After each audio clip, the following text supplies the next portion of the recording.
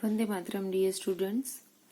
हम लोग देख रहे थे चैप्टर नंबर 14 संत की सीख, जिसके अंदर हमने पूरा चैप्टर पढ़ लिया था और हम लोग देख रहे थे उसकी एक्सरसाइज के अंदर हमने क्वेश्चन 1 मौखिक प्रश्न देख लिए थे। अब हम देखने वाले हैं लिखित प्रश्न क्वेश्चन नंबर 2। उसके अंदर 1, 2, 3, 4, 5, 6 प्रश्न है। पहले सारे प्रश्नों को एक साथ पढ़ते हैं और फिर उसके उत्तर एक साथ देखेंगे। हमारा प्रश्न क है, संत तिरुवल्लुवर अपने परिवार का पालन पोषण कैसे करते थे। प्रश्न ख है, युवक ने साड़ी के दाम पूछने के बाद क्या किया। प्रश्न ग है, संत के रुपये लेने से इनकार क्यों कर दिया। संत ने रुपये लेने से इनकार क्यों कर दिया। प्रश्न घ, युवक ने संत से क्षमा क्यों मांगी।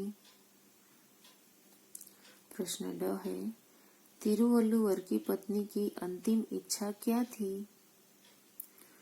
और प्रश्न च है, संत तिरुवल्लुवर के जीवन की घटनाओं से आपने क्या सीखा, विस्तार में बताओ। अब देखेंगे लिखित प्रश्नों के उत्तर। हमारा प्रश्न क था, संत तिरुवल्लुवर अपने परिवार का पालन पोषण कैसे करते थे। तो उसका उत्तर आएगा, संत तिरुवल्लुवर अपने परिवार का पालन पोषण कपड़े बेचकर हुई कमाई से करते थे।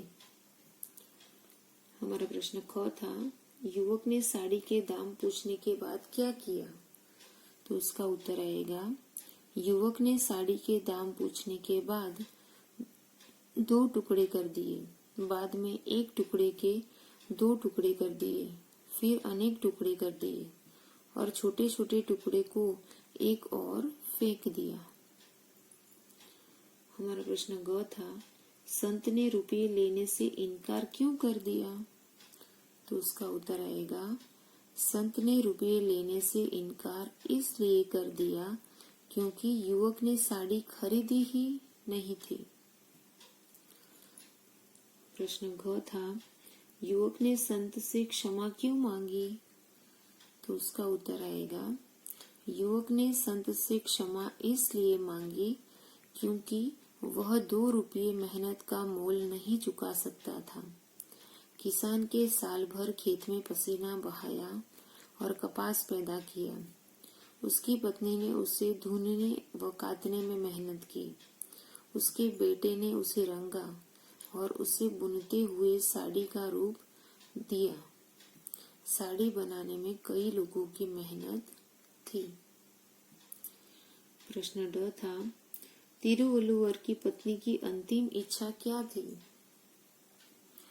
तो उसका उत्तर आएगा, तिरुवल्लुवर की पत्नी की अंतिम इच्छा यह जानने की थी कि संत तिरुवल्लुवर अपने साथ जल से आधा भरा पात्र और एक सुई क्यों रखते थे। प्रश्न चौथा, संत तिरुवल्लुवर के जीवन की घटनाओं से आपने क्या सीखा, विस्तार से बताओ।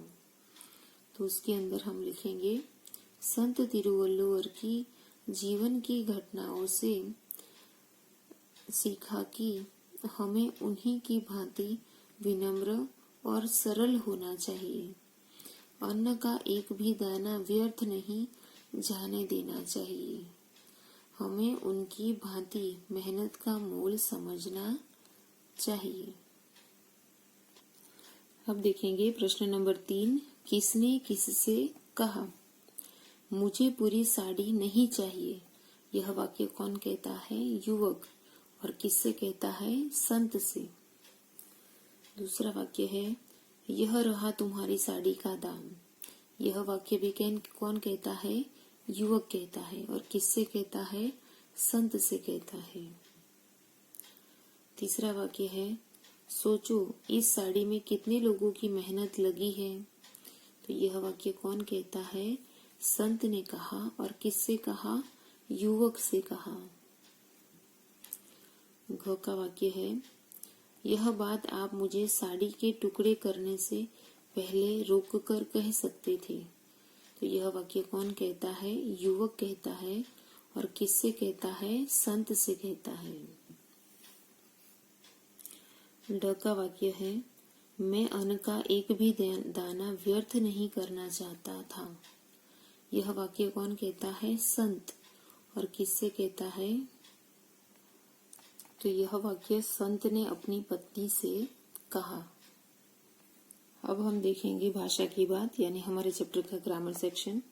उसके अंदर सबसे पहले दिया गया है मुहावरा, यानी वह वाक्यांश जो अपने साधारण अर्थ को छोड़कर विशेष तथा गूढ़ यानी छिपा हुआ अर्थ बताता है, उसे मुहावरा कहते हैं। यानी यहाँ पे मुहावरा शब्द का डेफिनेशन, उसका अर्थ बताया है कि मुहावरा किसको कहा जाता है। तो मुहावरा यानी ऐसा वाक्यांश, ऐसे वाक्य का अंश जो अपने साधारण अर्थ को छोड़कर उसके विशेष अर्थ को यानी उसके अंदर छिपे हुए गूढ़ अर्थ को बताता है, उसे कहते हैं मुहावरा।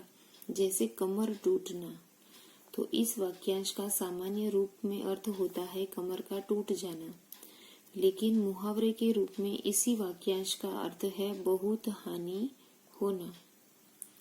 मुहावरे के अर्थ चुनकर लिखो तथा अनेक वाक्य बनाओ।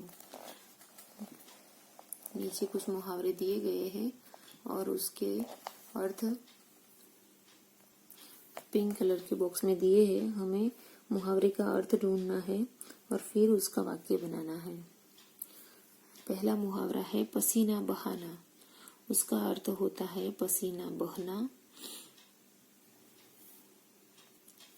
पसीना बहाना उसका अर्थ होता है मेहनत करना।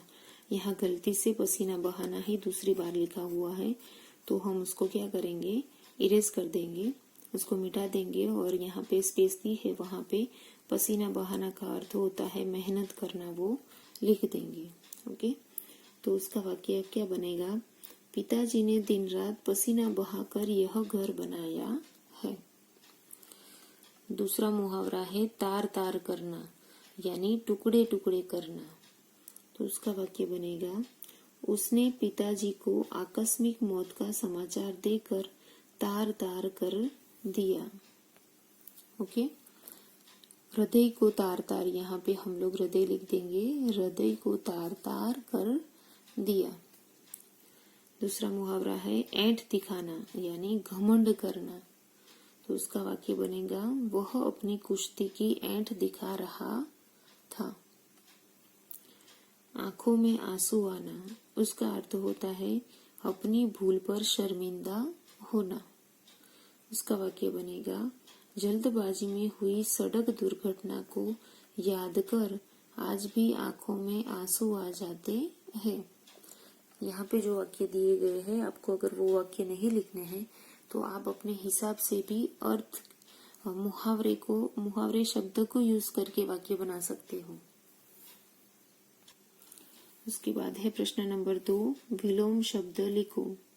विनम्रता, उसका विलोम बनेगा कठोरता। इच्छा, उसका ऑपोजिट वर्ड बनेगा अनिच्छा। मृत्यु, उसका ऑपोजिट वर्ड बनेगा जन्म। संतोष, उसका ऑपोजिट वर्ड बनेगा असंतोष। बेचना, उसका ऑपोजिट वर्ड बनेगा खरीदना। और भाव, उसका विलोम शब्द बनेगा अभाव। अब देखेंगे प्रश्न नंबर 3, उपयुक्त कारक चिन्ह लिखकर वाक्य पूरे करो। यहाँ पे कुछ कारक चिन्ह दिए गए हैं, तो हमें ये खाली जगह को पढ़ना है और उसके अंदर उपयुक्त कारक चिन्ह लगाना है। पहली खाली जगह है, संत तिरुवल्लुवर व्यवसाय खाली जगह जुलाहा थे। तो उसके अंदर कौन सा कारक चिन्ह आएगा? से, वो व्यवसाय से जुलाहा थे। एक युवक संत तिरुवल्लुवर पास आया, तो इसके अंदर कौन सा कारक चिन्ह आएगा? के। एक युवक संत तिरुवल्लुवर के पास आया। उसने कपड़ों में खाली जगह एक साड़ी उठाई। ओके, उसने कपड़ों में यहाँ मे वर्ड तो लिखा हुआ है ही, तो दोबारा मे नहीं आएगा, पर यहाँ पे आएगा से। उसने कपड़ों में से, ओके, से वाला कारक चिन्ह दोबारा आएगा। उसने कपड़ों में से एक साड़ी उठाई। उसके बाद घ का खाली जगह है। इस छोटे टुकड़े खाली जगह दाम क्या होगा, तो इसके अंदर कारक चिन्ह आएगा का। इस छोटे टुकड़े का दाम क्या होगा। ड है, सोचो इस साड़ी खाली जगह कितने लोगों खाली जगह मेहनत लगी है, तो इसके अंदर कारक चिन्ह कौन कौन से आएंगे। सोचो इस साड़ी में कितने लोगों की मेहनत लगी है। च है, तुमने साड़ी खाली जगह टुकड़े करके इतने लोगों खाली जगह मेहनत खाली जगह व्यर्थ कर दिया, तो इसके अंदर आएगा तुमने साड़ी के टुकड़े करके इतने लोगों की मेहनत को व्यर्थ कर दिया। अब देखेंगे प्रश्न नंबर 4। विशेषण शब्दों को रेखांकित करो और लिखो। संत तिरुवल्लुवर एक प्रख्यात कवि थे, तो इसके अंदर विशेषण शब्द कौन सा है, प्रख्यात, तो इसके नीचे अंडरलाइन करेंगे और ये वर्ड लिखेंगे यहाँ पे। दूसरा है वे शांत और सरल स्वभाव के थे, तो इसके अंदर विशेषण वर्ड कौन से हैं, शांत और सरल, ओके।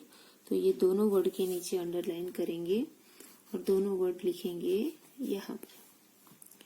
तीसरा वाक्य है उनका संतोषपूर्ण जीवन हमेशा दूसरों के लिए आदर्श रहा है, तो यहाँ पे विशेषण शब्द कौन सा यूज हुआ, संतोषपूर्ण, ओके। तो इसके नीचे अंडरलाइन करेंगे और ये वाक्य ये वर्ड लिखेंगे यहाँ पे। घ का सेंटेंस है किसान ने खूब मेहनत करके कपास उगाई, यहाँ पे विशेषण वर्ड कौन सा है, खूब, तो इसके नीचे अंडरलाइन करेंगे और ये वर्ड लिखेंगे यहाँ पे। ड का सेंटेंस है उनकी पत्नी ने अंतिम इच्छा में इसका कारण जानना चाहा, तो इसके अंदर विशेषण वर्ड है अंतिम, ओके। इसके नीचे अंडरलाइन करेंगे और ये वर्ड लिखेंगे यहाँ पे। अब देखेंगे लास्ट एक्सरसाइज क्वेश्चन नंबर 5। दिए गए शब्दों के उपसर्ग और मूल शब्द अलग अलग करके लिखो। यहाँ पे शब्द है उसका उपसर्ग और मूल शब्द लिखना है। तो प्रसिद्ध, इसके अंदर उपसर्ग है प्र और मूल शब्द है सिद्ध। प्रतिदिन, इसके अंदर उपसर्ग है प्रति और मूल शब्द है दिन। प्रसंग, इसके अंदर उपसर्ग है प्र और मूल शब्द है संग। विनम्रता, इसके अंदर उपसर्ग है वि और मूल शब्द है नम्रता। अनुपात, इसके अंदर उपसर्ग है अनु और मूल शब्द है पात। आचरण, इसके अंदर उपसर्ग है आ और मूल शब्द है चरण, ओके। तो यहाँ पे हमारा पूरा चैप्टर खत्म होता है। नेक्स्ट वीडियो में हम लोग न्यू चैप्टर देखेंगे, ओके। Bye students.